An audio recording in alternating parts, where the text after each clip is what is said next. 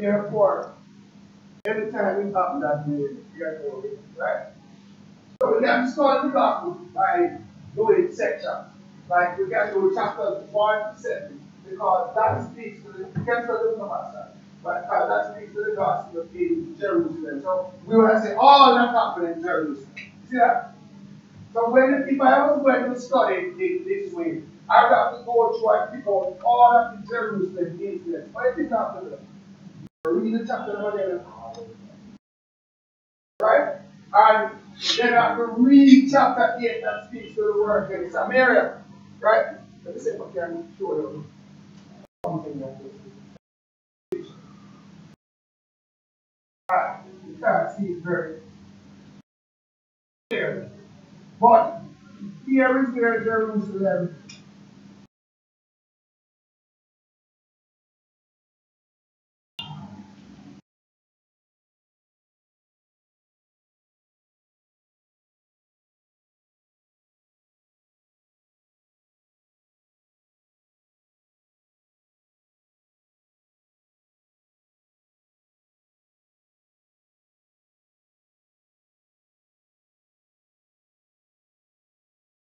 Right?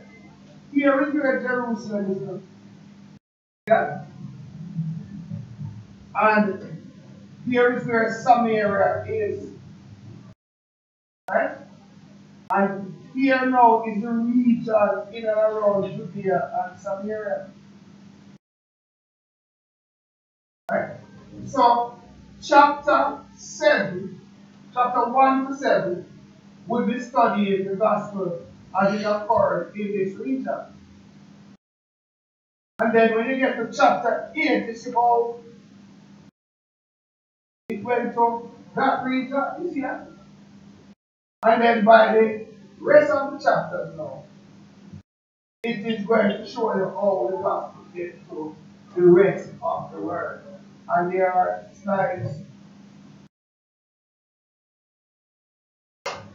that it does that.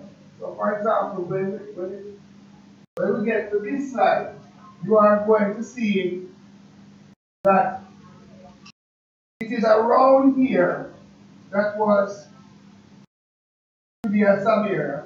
And the rest of this now is the rest of the world.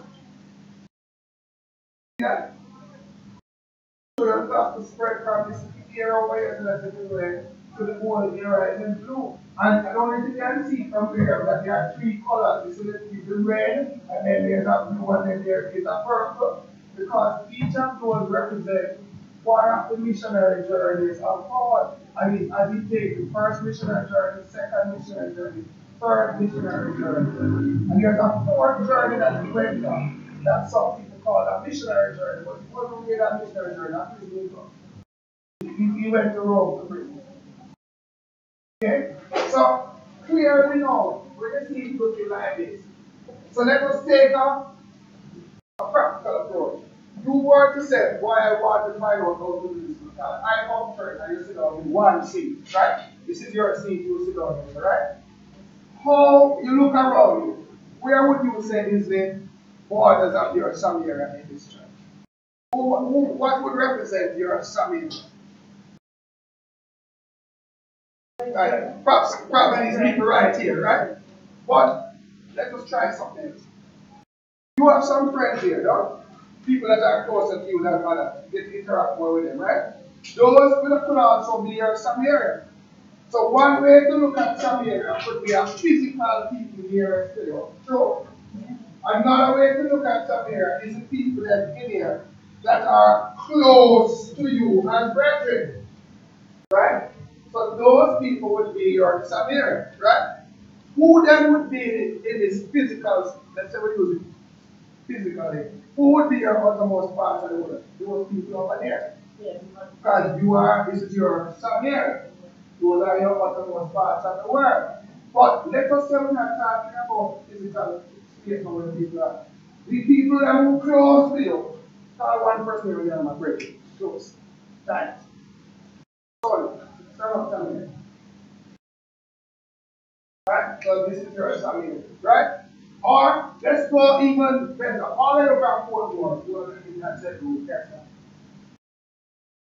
Right? So this is their Samaria, right? Their Judea Samaria.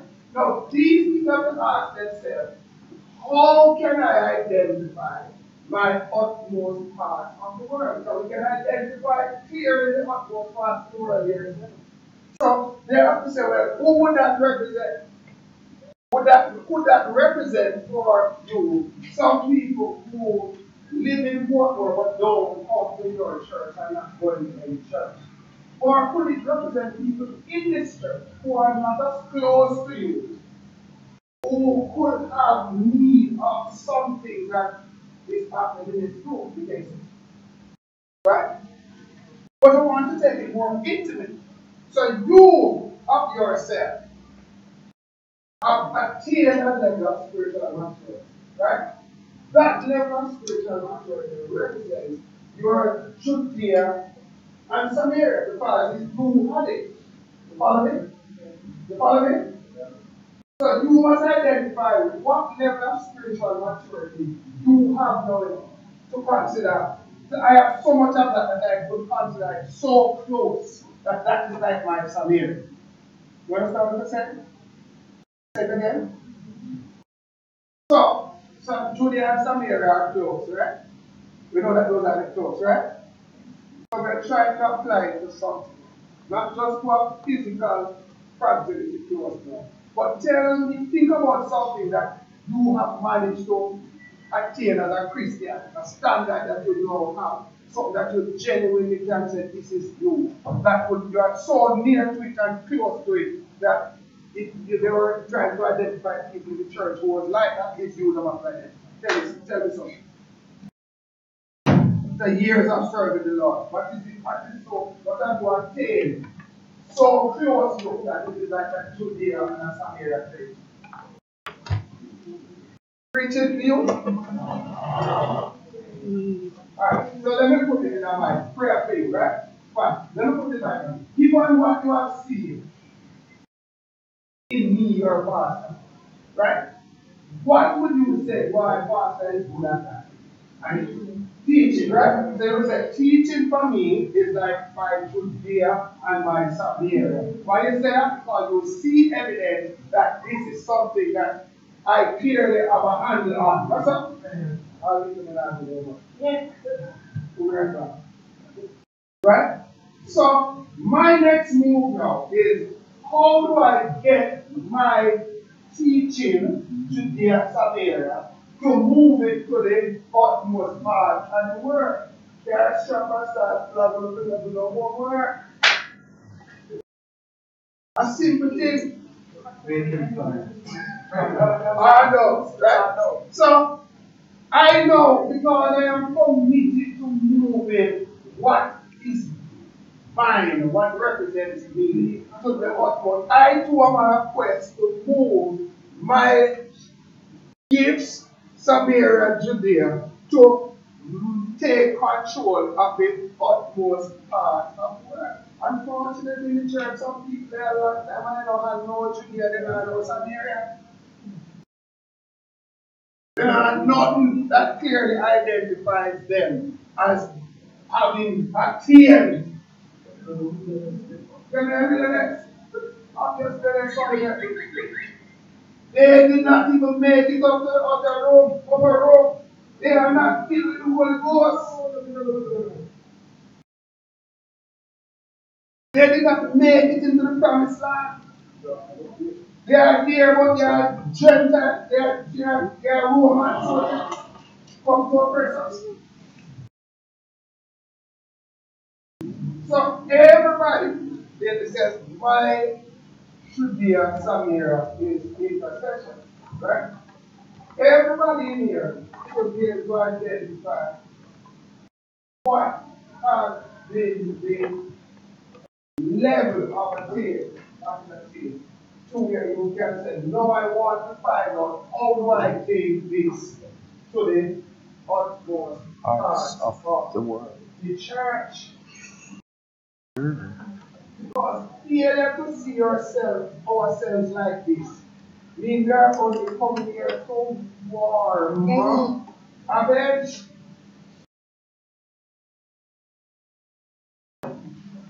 Right? What, I don't know what to say.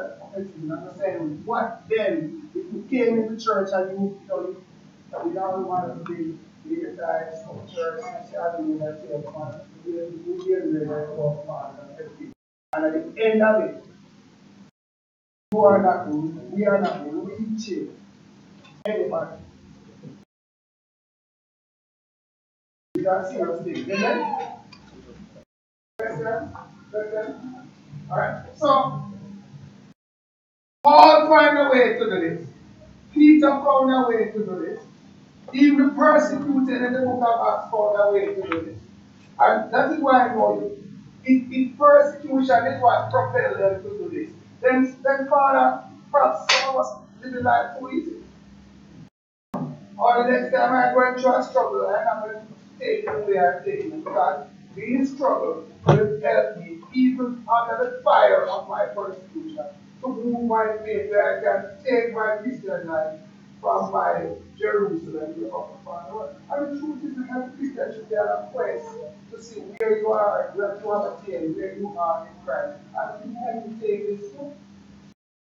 You know what I'm saying? Can take this step. We work some places, we live some places, we relate to people. Opportunities come our way. Could you say then that you got that attention where they are? Especially now, because there's always a couple of parts of the world that they are to try and reach. Right. There's no, because what I love is the fact that they never said Judea and Samaria were limited places, right? But then when it says utmost parts of the world, no, there was no limit. You know what I'm saying? There's no limit because that is why, for example, every book and time in the world you go now, there is some Christian. Yes. And in Jamaica, there is more church for free than anything else. All these, I'm not sure where to put that. When you said, no, that you get to.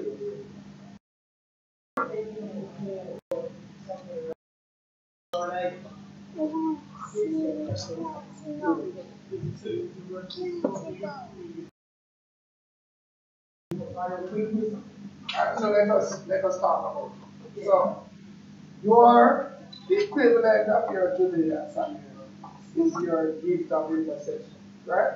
The question is, how can you cause this gift to impact the rest of the world? So here is the rest of the world, interest, right? He says, my Judea, my gift, my Samaria, my gift is intercession.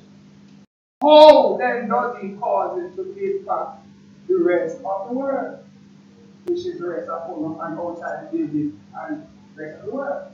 Right? He, what is that? By being a preacher.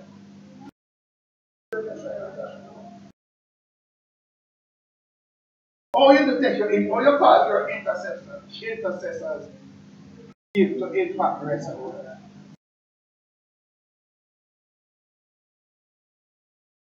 Well, that is certainly one way to pray for sick people, but pray for people, period.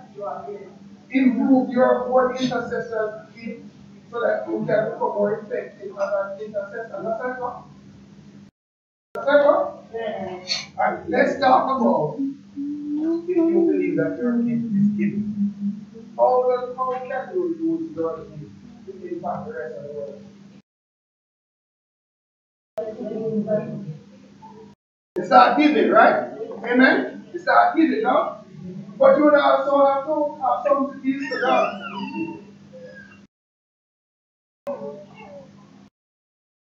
So, say, okay, I just sit down and it's God and say, well, why am I giving? I'm an intercessor, and then there's no evidence of you doing anything to enhance yourself.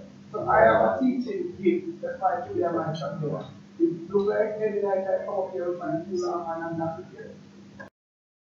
So it's clear that means I have to prepare myself and then I have to be patient and move fast might be patient in the part, might be to this generation doing that, and it won't work.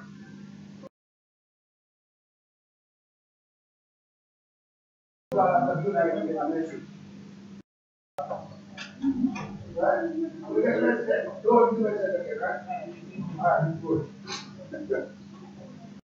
Alright. So,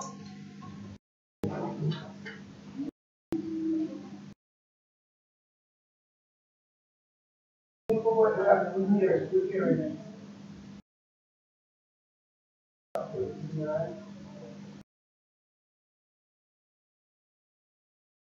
So we're saying, so this is one way from Judea, Samaria, and the uttermost parts of the earth. And by the way, that is found in Acts 1, verse 8. It says, and you shall receive power, and then you shall become my witnesses in Jerusalem.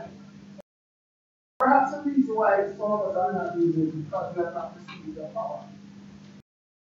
What is it? That they are rational. We have not received the power. Another way to study the book of Acts. Remember what we talked about this in persecution. We can also study the imprisonment in the book of Acts. So while we are studying the book, we can just look at how prison were. Okay? Another way we can study. Yeah, right. Did anybody get saved because of the persecution? Yes, everybody gets saved. Okay. In the Bible. Was came out of a persecution and prison. Yeah. Because there was anybody and they all the part of Jerusalem. That's it. In prison. Yeah, that's Jerusalem. No. When I say that, I mean the Jerusalem prison experience did not result in people being saved in prison. Well, no, none of that. 16 prison experiences clearly speak to a person gets saved in prison, but not in Jerusalem. That was a good right? Right?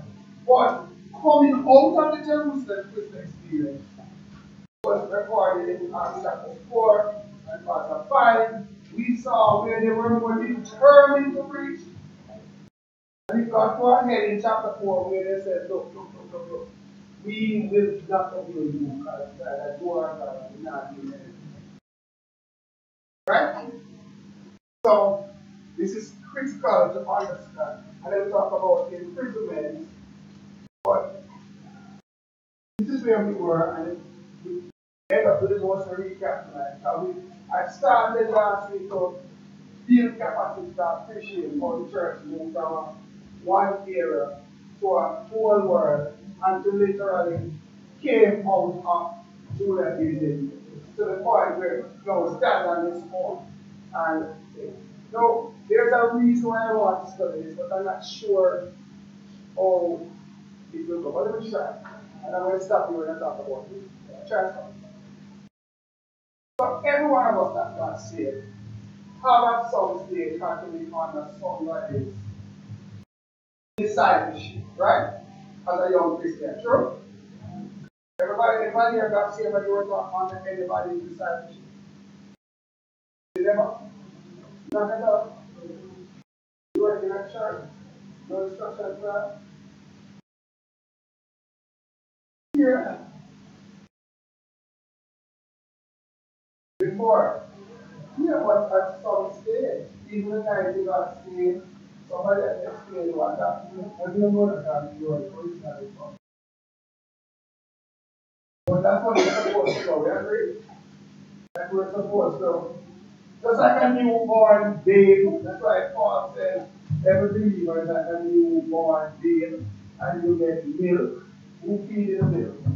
You want to look there for yourself? No, it was intended that we were everybody in here who gets here had to be at a stage, right? Somebody was teaching us before we start teaching. True?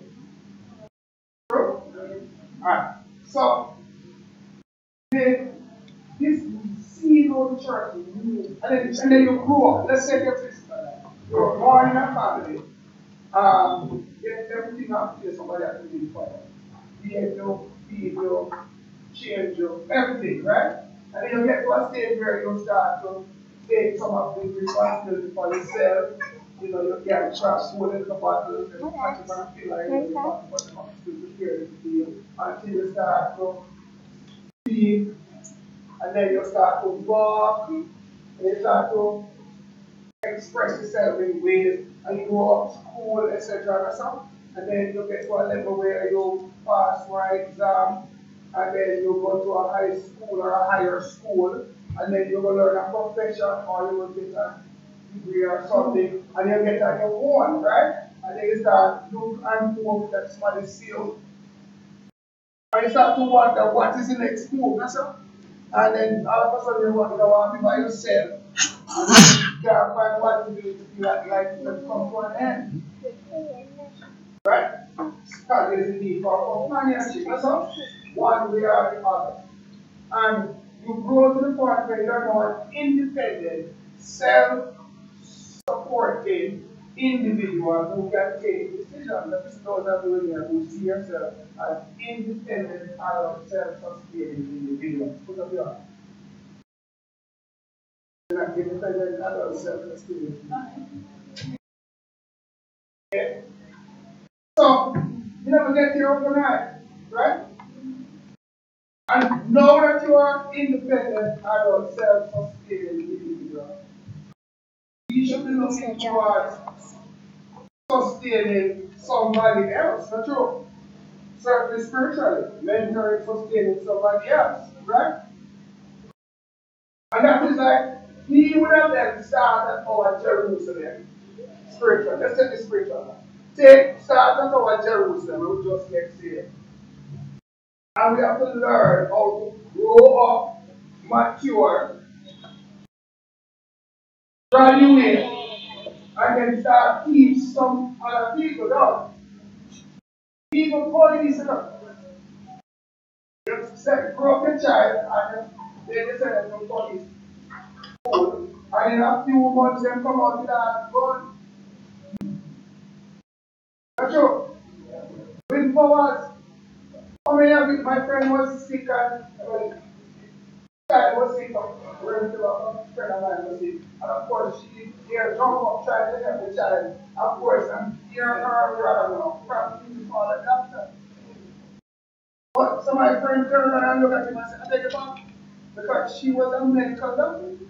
But because it's her brother, you know, and sister, you can't readily see that she's a real doctor. You understand? You just still see her as a little sister, not as a real doctor. So it's not quite realize that she grew up and she saving lives and was there to save his child life. So we just when we just see ourselves as grown up. You know what I'm saying? As grown up. At some stage, we in the church will pick the thing, but then we have to grow up. You understand?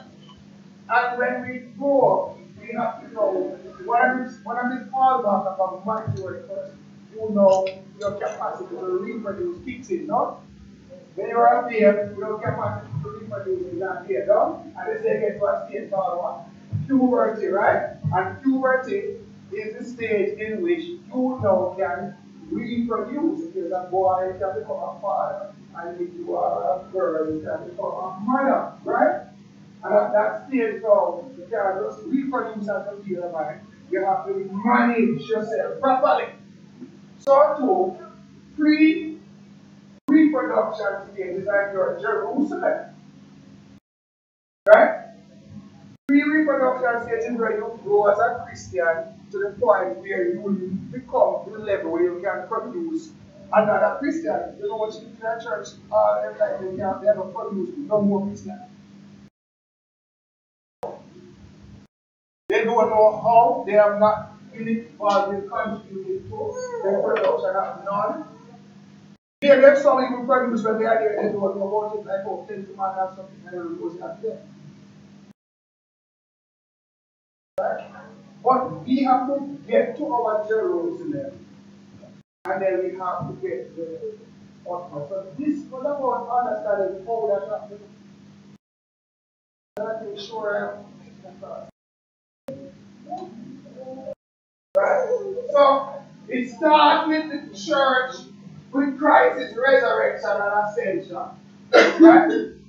That's the first thing that happens when Christ rose and left. And it says, and when you send somebody else, I have to if you really value who I was, and you want to continue with what I provided, you have to have the Holy Spirit. Are you with me? Amen. Why does it speak to me so much value? If you value who I was, and you want to continue with what I represent, the only way you're going to do that is to be filled with the Holy Spirit. However you account for so many Christians not sure they are filled. If it is the way to demonstrate, so let's do another thing. I said to this church, when my appreciation service, if another one is come around, all I want is oh, right. Listen to this all. And whatever I'm asking is not something that you know we have to sell clothes, car, and everything. You understand? It is really rich. Suppose I said what I want is every member of the church in the church at some point. Right? Every member must come to church and the body. That's all we want. All the body we don't want to come. Everybody must come. Who you are called on the day when we come here, start 9 o'clock. You can't find 10 members. What message is that? 9:30 when the usher check. You can't find 20 members. What is the message? What message is that we are saying? I'm not so sure I appreciate you, Pastor. Right? I'm not sure. So, 10 o'clock, we still can't find 25 members. It will look away, don't it? Not a positive message. So, just like what Jesus said, those who really respect me, they're going to really like what I represent. And they want to continue. You have to get home. You have to go for the upper room. And don't be afraid of people who are coming to and kill you outside the room. I think if you don't have any else, you have to go back to Jerusalem. Right? We just kind of reverse that and kill people at one time. No getting up no Holy Ghost. Begin. And maybe some of us who are not yet filled, perhaps it's true that they are working. Moving on, something about that Christian. So he said, Holy Ghost. That's why he said that get into and get out of our Jerusalem state. We have to have the outpouring of the Holy Ghost that occurred in Pentecost. And some people are still not filled, so they are still in their Jerusalem, they are not going to pass it. There is no free pass to get out and get in one out of the Holy Spirit. You understand what I'm saying to you? Are you understand what I'm saying? Yes, sir. He is the essence of how the Jerusalem thing should start. Right? Let's say we play the game also, alright? Everybody, want to find out what my job was. I go to work for 20 over years and I get paid on the tell about the job. You get paid on the 20. On the 25th, you go to your account when you just do the make people want to know what you want 19 and the 20 and the start. Right? So too, the Bible says, your Jerusalem is on the earth and your city. If you respect, going on here and then he says 100 and then just because they started right, Acts 1 goes to church from 120 to thousands of believers because they managed their Jerusalem right. Right? The church was however limited to Jerusalem only and consist. Initially they stayed at Jerusalem and they consist only of Jews and people who converted to Judaism. So you can get the Holy Ghost in Jerusalem and then that is all you are. We know. Move beyond. Right? So it says that it started with your 120 and how many of them were filled up here? Start with the scripture. There's the one. So if you really find yourself in the upper room, there's no way we can live here now. Did you heard that, right? Find yourself up there, there's no way you can leave now. And then, what some people don't know after they are filled, let's stay up on the upper room. That's the way that's there. Then the Holy Ghost and that's it. And God will find a way. Right? So we are not just studying in a blind vacuum, you know. We are studying because we expect that spiritually we have to go through these phases too. Wouldn't it? Yeah. We have to go through these stages too. And that is the only way and so on. And that's why Michael said just now. And then to move to the next level, then we have to navigate hardship. First thing we shall know. That's five applications and take away from that.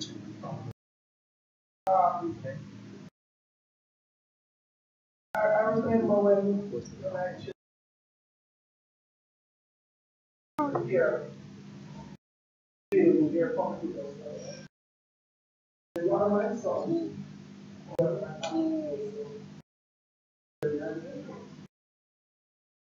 I remember the technology of my computer had changed. And he was at the advanced knowledge that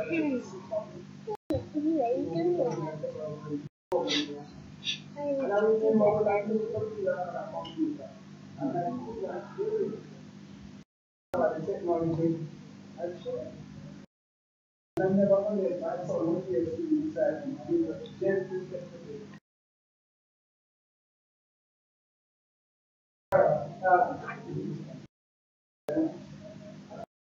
There was when you do this on it. One thing that I have not matured with, they can come feeling close to what you're moving with the change that he brings. We are moving change that he brings. Stay in your family when you're moving change. Right? And you're going to see short and study the book of Acts, how they had to change to deal with the move of the Spirit. For 10 years running, he never spoke the gospel to any gentile. And anybody who tried to do it, well, not quite so, because Paul didn't see it and so. But they never trust Paul, and they never interested in moving the gospel down to the gentiles. Is there anywhere God wants you down to preach the gospel that you need to move? But we are still stuck in our upper room in Jerusalem. Amen.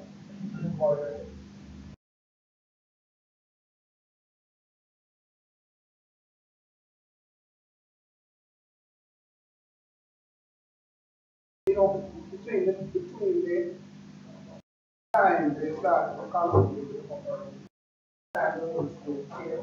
But after the ascension of Jesus, Holy Spirit, now you need to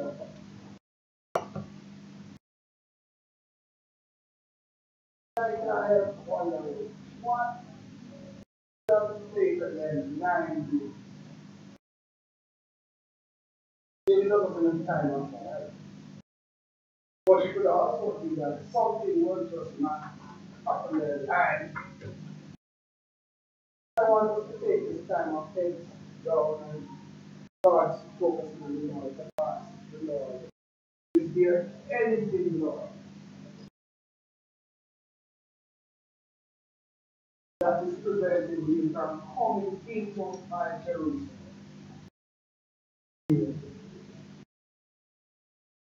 Is there anything, Lord, that will prevent me moving on to my Samaria experience? Or the utmost part. And I praise God that they might be here who can say, Lord, thank you because nothing is preventing me and I am doing my work and I am moving in the heart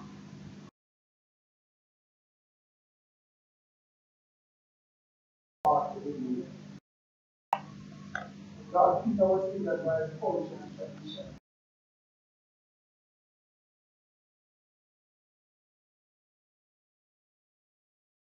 So many other things in us. Tonight, and I will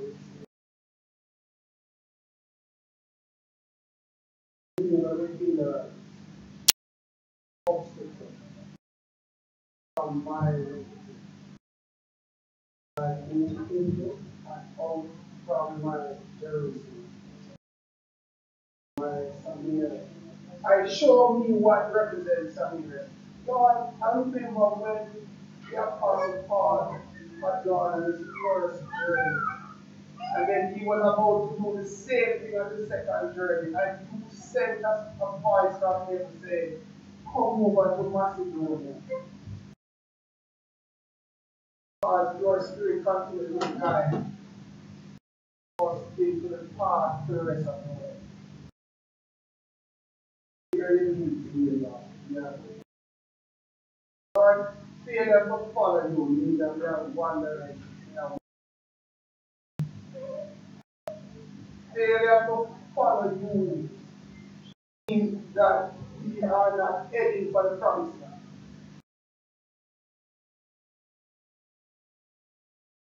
Failure to not reach the promised land means that it's going to be left up to another generation.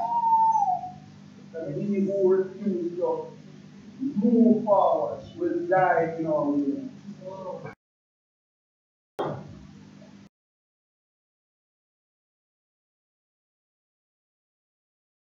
But I pray that somewhere in this church,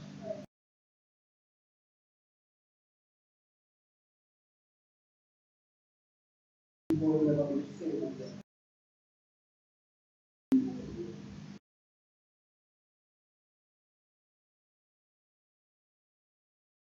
Someone's blessing.